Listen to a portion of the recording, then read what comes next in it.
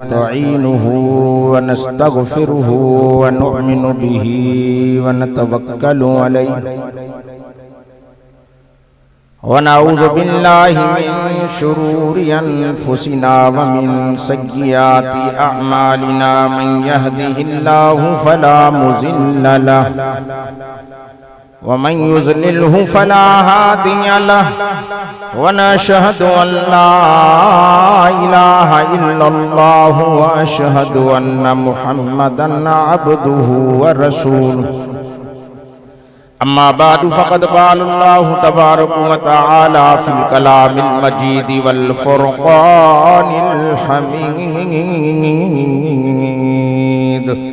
अऊज़ु बिल्लाहि मिनश शैतानिर रजीम। बिस्मिल्लाहिर रहमानिर रहीम।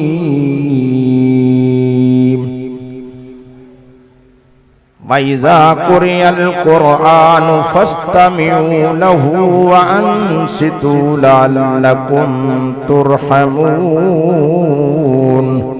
सदक़ल्लाहु मौलाना अज़ीम व सदक़ बल्लगनाहु रसूलुहुन नबियुस सादिकुल अमीन व नहनु अला ज़ालिका लमिनश शाहिदीन वश्शाकिरीन वल्हम्दुलिल्लाहि रब्बिल आलमीन। इन्नल्लाह व मलाइकतहु युसल्लूना अलन नबिय्य या अय्युहल्लज़ीना आमनू सल्लू अलैहि व सल्लिमू तस्लीमा। दिल जी मोहब्बत सां दुरूद शरीफ। अल्लाहुम्मा सल्लि अला मुहम्मदिन व अला आलि मुहम्मदिन कमा सल्लैता अला इब्राहीम व अला आलि इब्राहीम इन्नका हमीदुम मजीद। अल्लाहुम्मा बारिक अला मुहम्मदिन व अला आलि मुहम्मद कमा बारकता अला इब्राहीम व अला आलि इब्राहीम इन्नका हमीदुम मजीद। यही मस्जिद, यही मदरसा, यही गुलजार जन्नत है। चले आओ मुसलमानों, यही दरबार मोहम्मद है। खबर दे दो मरीजाने गुनाह को फैज़े पैगंबर की बिला कीमत दवा मिलती है। आए जिसका जी चाहे।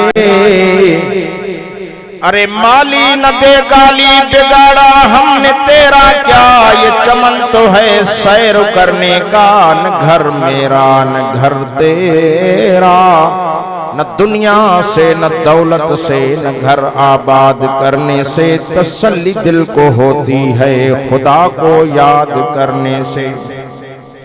अगर जन्नत में जाने का इरादा हो तमामी का, गले में डाल लो तो को मोहम्मद की गुलामी का।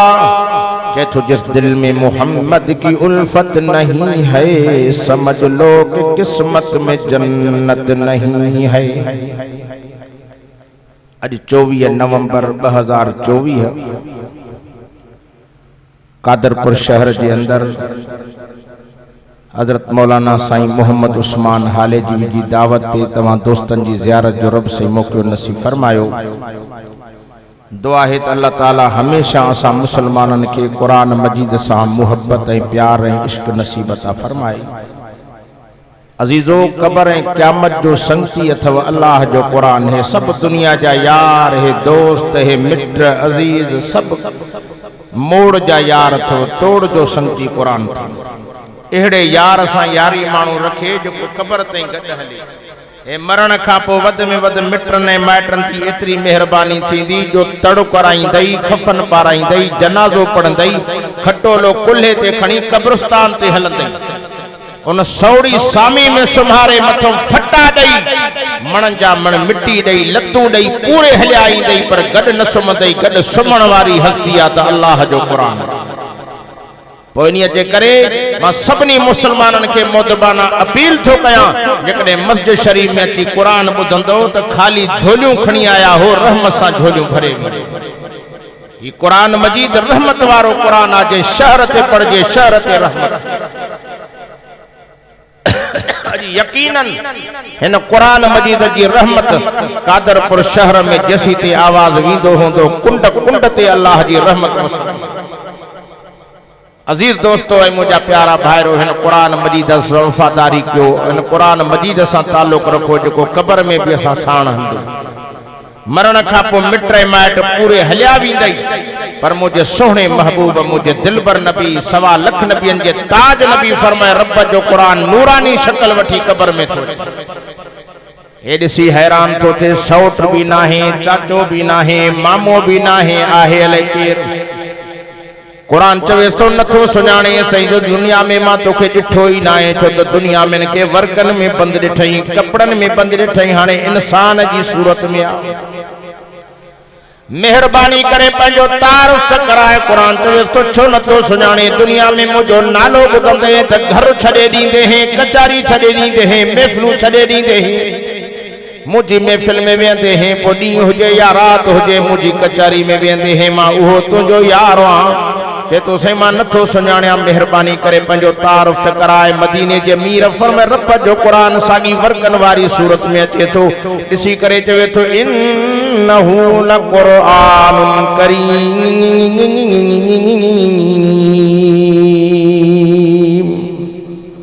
सोना सुञातो थमाई तो अल्लाह जो कुरान करीम बुधाए त केतरी जिंदगी मूसा गड कब्र में गुजारींदी कुरान चवेस तो मुझा यार मरंदे घड़ी ते तो मुझी पचर न छड़ी ही त क़यामत ते मां भी तो को परे न थींदुम क़यामत कायम थींदी जन्नत जो दर टपाए पो मोकलाईंदो इने जे कड़े हेड़े यार सा यारी रखो बच्चन के भी कुरान मजीद पढ़ायो तो कुरान को सिवा चाढ़ो न अजो को जलसो भी दस्तार बंदी जो जलसो आ उन शहजादन छोकरन जी दस्तार थी जिन कुरान पढ़ियो मां लख लख मुबारक उन जी अबे अमड़ के दियां तो जन पंजन बच्चन के कुरान पढ़ायो छो त ही कुरान मजीद एडो रहमत ए बरकत वारो आ खुदा जो कसम जिनजा बच्चा कुरान जा हाफिज आलिम थिया यकीन मैदान क़यामत में अल्लाह ताला हुन जी अबे अम्मा जो वडो मकाम अता फरमाइंदो हो त मुझे महबूब नबी मुझे दिलबर नबी सोहणन के सरदार फरमाए मन कर अल कुरान व अमिल बिमा फीहि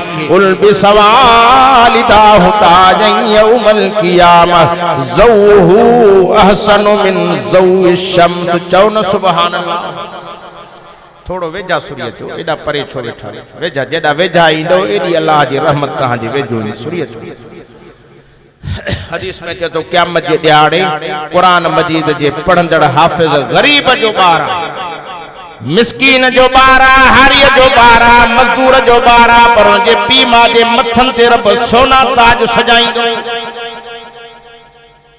ये चमकंदड़ ताज हुंदन दुनिया के बादशाहन के जेके मिलंदा हिन हे दिसी हैरान थी विंदा मानू चौंदा है को दुनिया जो पीर तो नाही को वली तो नाही को नबी तो नाही वनो वेझो वनो समन अल्लाह के अर्ज करे महशर जे दी ते दुखी घड़ी में बीठा मन असा जी मेहरबानी करे हिसाब किताब शुरू थे जो त क़यामत जो डाडो दुखो दी थव हौलनाक दी होंदो जे क़यामत जे दी ते जमीन टपी करे ट्रामे वांगुर बनजी विंदी आसमान जरा जरा थी उडामी विंदो सिज मथो अची करे किलोमीटर पंध भी परे मुझे सोने फरमाए मथो अची बींदो उते तुझो मुझो शाहाल होंदो मदीने जे मीर फरमायो ते मानू भजंदा वणो को हिसाब किताब थे जिन छुटे मलाइक परे कनन परे थो है दुनिया जा पीर नाहिन मौलवी नाहिन हाफिज कारी नाहिन हे सही गरीब जो अबो अम्मा हे आहिन कुरान पढ़ियल कोन विचारा जाहिल होया पर पंजे बच्चे के कुरान पढ़ायो हूं पंजे बच्चे के मदरसे में छड़ियो हूं कुरान सा मोहब्बत हिन अल्लाह इन जो एडो मकाम रखियो आहे जो मथन ते सोनो ताज रखी छड़ियो थन सही वो केडो सोनो होंदो केडी उन जी रोशनी होंदी बल्फ जेडी रोशनी होंदी चंद्र जेडी रोशनी होंदी सिज जेडी रोशनी नी फरमाइनन ज़ौहु अहसनु मिन ज़ौइ शम्स नबी तो फरमाए सिज चंद्र भी जंखे दिसी शकी पिया थींदा पढ़ायो बच्चन के कुरान बुख न मरंदो जिन जा बच्चा कुरान जा हाफिज आलिम थिया खुदा जो कसम हित भी कमाए विया अगना भी कमाए संजन फरमाए मन कराल कुरान फस्तज़हर फहल्ल हलालहु हर्रम हरामहु अदखलहुल्लाहुल जन्नह वशफ़ा फी अशरतिन मिन अहली बैतिन कुल्लुहुम कद वजबत लहुन्नार क़यामत जो ॾिहाड़ो थींदो अल्लाह से कुरान वारे के 8 दरवाजा जन्नत जा खोले ॾींदो। ओ जीअ में मुझे कुरान के जाए ॾियण वारा 8 दरवाजा खोलिया त मां जहिड़े दरवाजे मो दिल घुरई जन्नत में दाखिल थी वठी। अचे तो हाफ़िज़ सगोरो अखिन मां गोड़ा हारींदो रब मूंखे हया थो अचे लज थी अचे मां कहिड़े मुंहं सां जन्नत वञा। हे मुंहिंजा दोस्त काॾे वञनि, मिट काॾे वञनि, अज़ीज़ करीब काॾे वञनि। संजन फरमाए वशफा फी अशरतिन मिन अहली बैतिन कुल्लुहुम कद वजबत लहुन नार। चओ न सुभान अल्लाह। रब तो फरमाए 10 माण्हुनि जी स्पेशल कोटा मदीने जे मीर फरमायो मुझो रब 10 माण्हुनि जी स्पेशल कोटा इन्हनि खे ॾींदो। चवंदो हाफ़िज़ 10 वठी वञे, 10 जी स्पेशल कोटा थो ॾियां, पंहिंजा वठी वञे, पराया वठी वञे, दोस्त वठी वञे, दुश्मन वठी वञे, 10 पाण सां गॾु जुलूस जी शक्ल में मज़ा माणींदो जन्नत में वञे। 10 वठी हाफ़िज़ सगोरो जन्नत में वेंदो, पंहिंजा पंहिंजा मिट अज़ीज़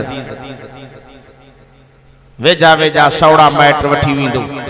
जॾहिं ओ जन्नत ॾे रवानो थींदो को हेॾो चिंबड़ंदुसि को हेॾो चिंबड़ंदुसि। हाफ़िज़ साहब नथो सुञाणे दुनिया में असां तुंहिंजी इज़त कईसीं जो तुंहिंजे सीने में क़ुरान हो। अॼु अल्लाह वटि तुंहिंजो वॾो मक़ाम आहे। दुनिया में असां सोचियोसीं को मामूली माण्हू आहे।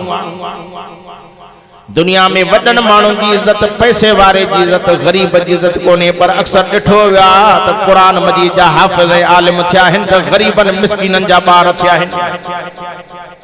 से असा के पतो न हो एडो तुझो मकाम आज रब के अर्ज कर मनु तुझी शफात कबूल करे असा के जन्नत में दाखिला नसीब अता फरमाए। को हेडो तो चमड़े को हेडो तो चमड़े रब से सजो मंजर तो दिसे। रब तो फरमाए मलाइको छाहे फरिश्ता ता चवन से इनके मयारू छु मिलन। को तो चवे से मां तोखे कपड़न जो जोड़ो वठी दिनुम, को तो चवे से मां तोखे मानी खाराईंदो हम, को तो चवे से मां तोखे साबुन तेल वठी दिनुम। तू गरीब जो बार होए मदरसे में कुरान पढ़ी हाने मेहरबानी कर रब के अर्ज कर मन तुझी शफात कबूल करे। रब से फरमाए तो मलाइको न बिहारियो मुझे कुरान वारे के। ओ जिन दुनिया में मुझे कुरान वारे की इज्जत कही छड़ियो इहे भी असा कर जी जन्नत में मजा माणे। मां छो न चवा रख कुरान वारन सां यारियूं त तोखे मिलन जन्नत जूं दिलदारियूं। केड़ा केड़ा कुरान वारन सां मोहब्बत रखंदो। ये जहान हले ही कुरान वारन जे करे थो। हे मुल्क हले ही कुरान जे सदके थो। न त तो असां जा हाल पूरा हिन। जाडे जो वञो था त माण्हू इंसान त नज़र था अचनि पर अंदर इन जा कुलूब कारा थी विया आहिनि। अगे जमाने में मानू रस्ते सा सफर कंदो हो, रस्ते सा वींदो हो, चवंदो खुदा करे इंसान मुंह पवे भला मुंह न पवे। हाने था चवन भली जानवर मुंह पवे भला मुंह पवे पर इंसान मुंह न पवे। छो असां इंसान जानवरन को भी किन्ना थी विया हूं। छो किन्ना थी विया हूं जो असां रब रुसाई वेठा हूं। कुरान छड़ियो आहे। मुसलमानो कलमे वारो जो रब जे कुरान के छड़ींदो दुनिया में भी जलील थींदो त कब्र में भी जलील थींदो त क़यामत में भी जलील पुछड़ो थी जहन्नम में। कुरान जी दामन के पकड़ियो, कुरान सा मोहब्बत की हुई। आलिम सगोरा आहिन जेके मेहनतूं था करन, कच्चे पक्के में वनी कुरान जा वाइल था करन, जिन जी मेहनत सा मानू कुछ न कुछ मानू जे में शूर पैदा थियो आ न त मुल्क जो हाल पूरो न बुझो। अजीज दोस्तों मुझा प्यारा भाईरो सोहणो नबी तो फरमाए मेराज वारी रात मां वियम जो हुजूर जो मेराज बरहक वा नबी जो मेराज बरहक आ न। नबी तो फरमाए मेराज वारी रात मुझे रब जो हदीस कुदसिया फरमाए लौला यकूनुल कुरान मकबूजन फी सुदूरिहिम लहलकतिद दुनिया व मन अलैहा। रब तो फरमाए मुझा सोहना नबी जिनके सीनन में मां अल्लाह जो कुरान आ उन्हीं जे सदके मां दुनिया के हलाया तो, उन्हीं जे सदके मां मुल्क के हलाया तो। महबूब जे कुरान वारा न हुजना त कदी जो कदी मां दुनिया के हला के बर्बाद करे छड़िया हा। कादरपुर शहर जा मुसलमानो साईं मोहम्मद उस्मान जे जलसे में अचण वारो खुदा जो कसम मुल्क हले व कुरान जे करे, कुरान वारन जे करे हले वथो, आलमन नेकन सालिहन जे करे हले वथो। कयो इन्हनि जी इज्जत रब राज़ी थी मन जन्नत ॾेई छॾी। कावड़िया बैठा आहिनि माण्हू मौलविन को आलिमन को जे मुल्लन मुल्क विञायो। शुक्र कयो जो आलिम वेठा आहिनि जो 24 कलाक तव्हां जी ॻोठनि जूं मस्जिदूं आबाद करे आज़ानूं ॾेई तव्हां खे मस्जिदनि में घुराए रब जी सुञाण था कराइनि। नबी तो फरमाए मेराज वारी रात में मुझे रब मुखे हिय भी चयो मुर उम्मत या मुहम्मद अन युकरिमू लहू सलासा। मुर अमर जो सीगो आलमन का पुछो फरमाए मुझा साईं वन पंजी उम्मत के हुक्म कर त टिन माण्हुनि जी इज्जत करन घणनि जी नथा ॻाल्हायो घणनि जी टिन जी असां वटि टिनी जी इज्जत कान्हे। साहबा चयो साईं उहे कहिड़ा टे माण्हू फरमाए अल वालिद वल आलिम व हामिलुल कुरान। मुझा साईं चवन त पहिरें नंबर ते अबे अम्मड़ जी इज्जत करन अबे अम्मा जी खिदमत करन पर असां जे दुनिया जे माशरे में अबे अम्मा जी इज्जत हली वई। खुदा जी ज़ात जो कसम छड़ो पी मां जी इज्जत हली वई आलमन जी इज्जत भी हली वई हाफिज़न जी इज्जत भी असां जे मुआशरे में हली वई। मां दुआ करण आयो आ त अल्लाह ताला इन जी इज्जत नसीब अता फरमाए जे इन जी इज्जत कंदो अर्श ते रब राज़ी थींदव रोज़े में मिठो मोहम्मद खुश थी वेंदो।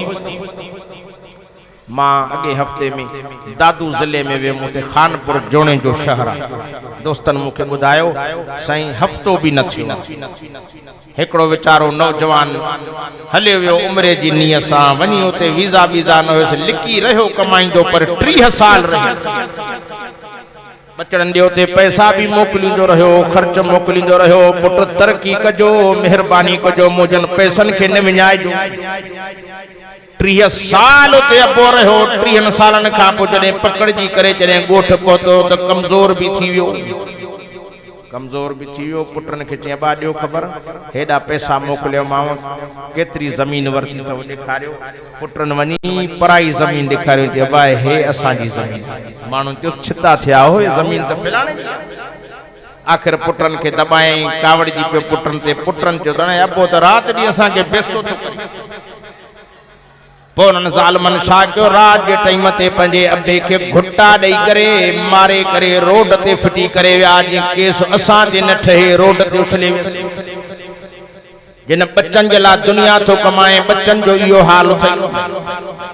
आखिर पुलिस वारा आया पर जे पुलिस सिधी थी पवे त ॾोह ज़रूर ॻोल्हे वठंदी पर पुलिस असांजे मुल्क जी सची कोन्हे। अची जो गोला क्यों अची पकड़ धकड़ क्यों जेके भी उन कुराड़े जा पुट रहा सभनी के थाने में वाणे दियाने जल्दी क्यों सच्ची क्यों न तहां के फांसी ते लटकायूं था। अची सभनी पुटन चो त असां जी गलती आ बिल्कुल असां बे के मारियो आ पर अबो असां ते ही सख्ती पियो करे हाने अबो कब्र में पियो आ पर पुट वनी जेल में वनी पहुता है।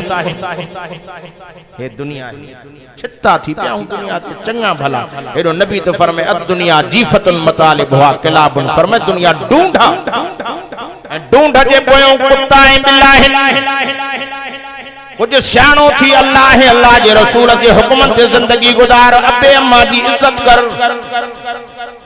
मां त ईअं चवंदो आहियां हिकिड़े पुट खे बाबो बनी लिखी ॾेई वियो हिकिड़े पुट खे कादरपुर शहर में घोटकी में बंगलो ॾेई वियो हिकिड़े पुट खे ट्रैक्टर ॾेई वियो कारियूं ॾेई वियो सभु कुझु ॾेई वियो पर कंहिं पुट खे कुझु बि न ॾेई वियो छड़ो ही दुआ ॾेई वियो। यार कसम थो अल्लाह जो मथे कहिड़ो वियो नथा ॻाल्हायो। हा साईं बावारो बननि वारनि जूं बनियूं खपी वियूं बीमारियूं आयूं मिल्कियतूं लुटाए छॾियूं बंगला खपी वन जिनके पी मां दुआ ॾेई विया आहिनि अॼु ताईं ख़ुदा जो कसम सुकून ई सुकून में मां अर्ज़ करण आयो आहियां त पी मां जी ख़िदमत कयो पी मां जी इज्जत कयो पी मां जो एहतराम कयो। मां नथो चवां क़ुरान थो चयो कज़ा रब्बुक अल्ला ताबुदू इल्ला इय्याहु व बिल वालिदैनि इहसाना। कुरान तो चवे इबादत अल्लाह जी कयो कंहिंजी इबादत अल्लाह जी कयो पर पी मां सां सोना सो अदा असां नथा हलूं सोना त पी मां सां नथा हलूं जग सां सोना पर अबे अम्मा खे तकलीफ़न में विधे। मां दुआ करण आयो आहियां त अल्लाह से पी मां जी इज्जत करण वारो बनाए छड़ो पी मां जी दिल मों आह निकरी वई हड़ हली वेंदई क़यामत कारी थी वेंदई दुनिया भी हली वेंदई आखिरत भी हली वेंदई। मां दिली दुआ करण आयो आहियां त अल्लाह ताला पी मां जी इज्जत करण वारो बनाए आमीन त चओ। अजीजो 4 ॾींहं की जिंदगी थव आखिर मौत ईंदव मौत जी तैयारी को दुनिया में अहिड़ी पोख पोखे वञो जो मरण खां पोइ जंहिंजो तव्हांखे नतीजो सुहिणो मिले तॾहिं फरमे दुनिया मज़रतुल आखिरा। 1.25 लाख नबियन जे ताज नबी दुनिया आखिरत जी पोख। अब आखिरत जे लाइ कुछ पोख पोखियो तो सही न। दुनिया में जेड़ी पोख पोखे ओड़ी मिले, कणक पोखे कणक मिली, बाजरी न मिली। सारी पोखे तो सारी मिली, उन जगह ते बी शे न मिली। जेड़ी पोख पोखींदो उन जो नतीजो उते मिलंदो। जे पुछड़ा अमल करे कबर में वियो तो कबर मो जिंद छड़ाए न सघंदो। नबी तो फरमाए कबर दिसण में मिट्टी जो खड्डो पर अंदरों जन्नत जो बाग भी अथो। फरमाए ना फरमान बानो जडे कबर में पुजे थो, खबो पासो सजे जे जोर थो दे, सजो खबे जे जोर थो दे।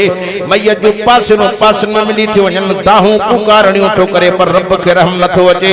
इन जे करे ओ मुजा प्यारा भा अल्लाह जो नालो ॾेई अर्ज़ करण आयो आ, रीठा है पंहिंजे रब करीम के जंहिंजी 24 कलाक मेहरबानी सां दुनिया में जो रहियो पियो। उन रब जी मेहरबानी न हुजे हा असां हिते रहूं हा। ॻाल्हायो त केॾा उन जा एहसान आहिनि, केॾा उन जा थोरा आहिनि, पोइ बि उन रब जे दरवाज़े खां करे हेॾो सारो कादरपुर जो शहर आहे। साईं मोहम्मद उस्मान साईं इश्तिहार बि हणाया त जलसो थींदो, पर मां जे हथ खणाईंदुमि त शहर जा माण्हू आया ई न हूंदा, वरी बि पसगिरदाई मां आया हूंदा। ईअं न साईं, छड़ो दुनिया जे कंधनि में इज़राइल पहुंचई त पोइ वञी चओ जाए साईं 5 मिंट छॾ त मूंखे अञा बि कारोबार करणो आहे, हे बि दुकान हलाइणो आहे। का ख़बर न पवंदी ओचितो मौत अची वेंदी। कुझु सियाणो कुरान सां याही रखी मर, कुरान सां मुहब्बत रखी मर त कुरान कबर में अचे।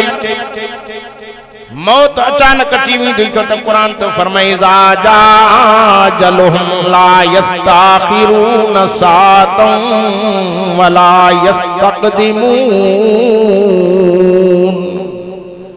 रब से फरमाए अजल जो टाइम आयो, मिनट त परे पर सेकंड जी मोकल न मिलंदे। जे बीठो होंदे वेहण जी मोकल न मिलंदी, जे वेठो होंदे लेटण जी मोकल न मिलंदी। मौत ऐं कबर जी तैयारी हर कंहिंखे छॾणो आहे, मुल्क छॾणो आहे। वॾा वॾा नवाब रईस मीर पीर भोतार सरदार हलिया विया, पर 1.25 लाख नबियन जो सरदार जे नबीअ जे करे हे जहान जुड़ियो।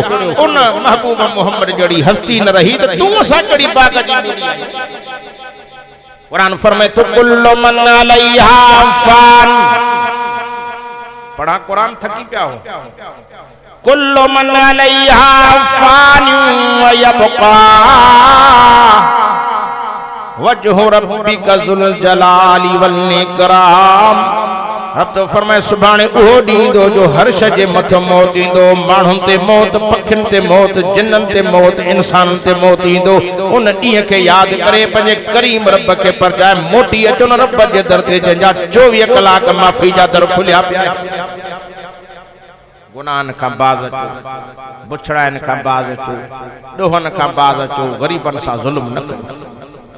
अज गरीबन जो जीवन जंजाल घोटकी ज़िलो तहां जो एडो बदनाम थी वियो आहे। माण्हू चवनि था शल न एॾे का अंधारो न थी, मगरिब खां अॻु में जल्दी निकिरो। छा थी वियो आहे? ये पंहिंजूं हथ जूं सज़ाऊं थियूं मिलनि। वई सज़ा थो वठो त तव्हां लोड़ लोड़ियो था, तव्हां आलमनि खां नफ़रत करे तव्हां अहिड़नि माण्हुनि खे चूंडियो आहे जेके दीन जा दुश्मन आहिनि।